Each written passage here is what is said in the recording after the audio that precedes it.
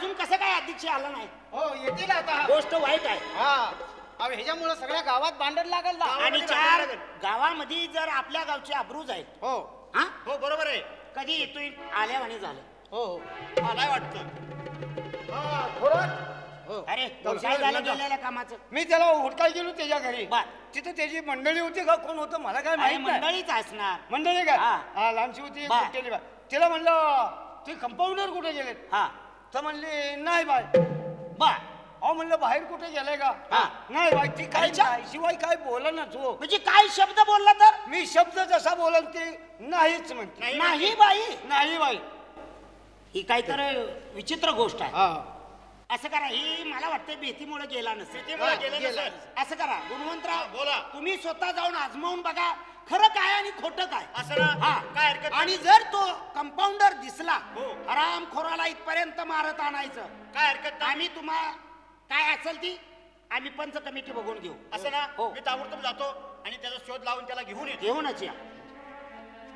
चला चला.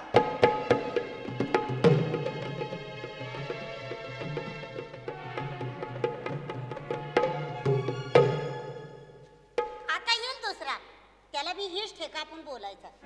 अहो नाही बाई म्हणाय काय लय लागते. ओ बाई कंपाऊंडर आहेत का घरात? नाही बाई.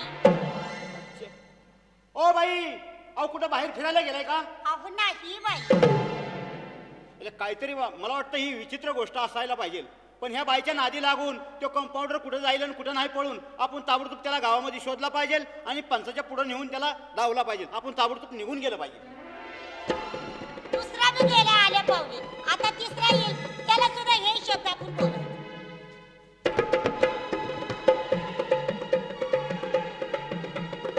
सरपंच साहेब या. येईलच आता. त्याला पाठवला होता आपण. हा तुम्ही तर गेला होता ना? अहो ध्यान येत नसेल तो.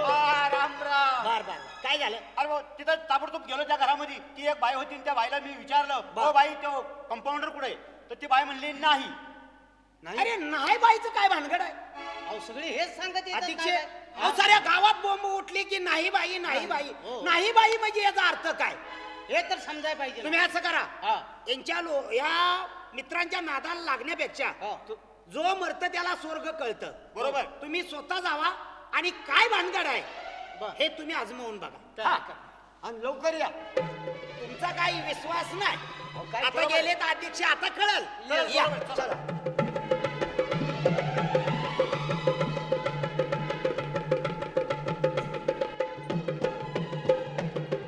अहो नवऱ्याची आबरू बायका माणसाच्या हातात असते.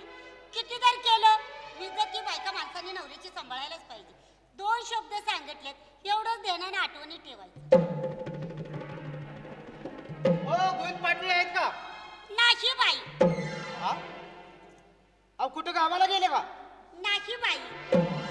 हे असंच घडलंय काय की दोन जण. अहो गावाला गेलं नाही. अहो नाही बाई. गावाला बी गेलं नाही. गावात गेले का फिरायला? नाही बाई. गावाला बी कुठं बहिणीकडे गेले का? नाही बाई. बाय आगाव दिसती बरं का. हे काय तर कुणावर आदावत घेईल आणि गावात भांडण लावून किंवा त्या गोविंद पाटोळ्यानं सांगितलं असं. आपण जाऊन असं सरपंचाला सांगायला पाहिजे. ह्या गोष्टीचा काहीतरी विचार केला पाहिजे. तिसरा सुद्धा आल्याला गेलाय. आता शेवट येईल, त्याला सुद्धा हे शब्द आपण बोलायचे. अहो एवढं कळत नाही का बायका माणसाला?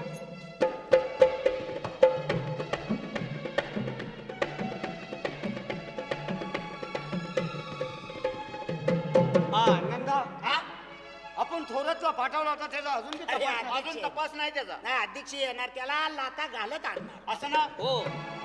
हो सरपंच साहेब. हा? अहो ह्या दोघे जणांनी सांगितलेलं बरोबर आहे ना?